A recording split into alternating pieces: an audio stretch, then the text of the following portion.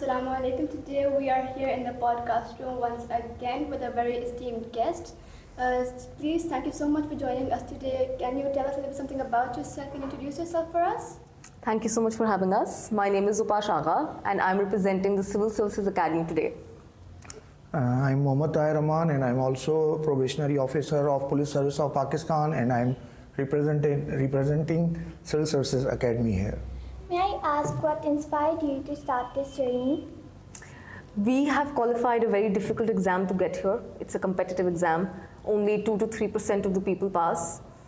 We do it because we want to serve the country, because it's it's an honor and a privilege to be in the civil service. That's why we're here.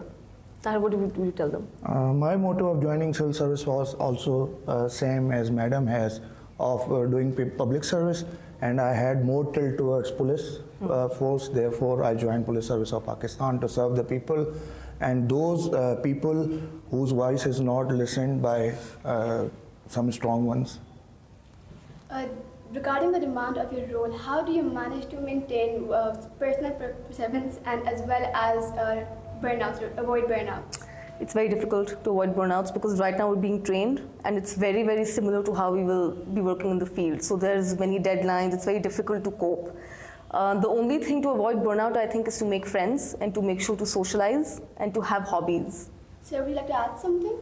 Yes, to think of the one task at a time, or what you have to do to live in the present and to do one task at a time instead of thinking on multiple things and doing nothing good.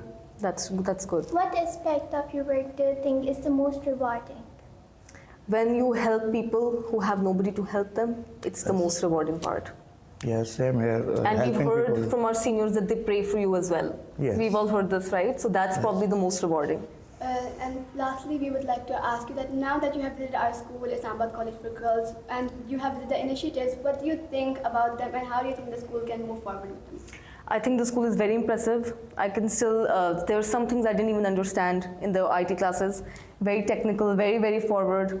You guys are doing an amazing job. This podcast room is so futuristic. Thank you. Moving forward, I think you guys should also focus on physical activities and sports. That I think is the most important thing as well.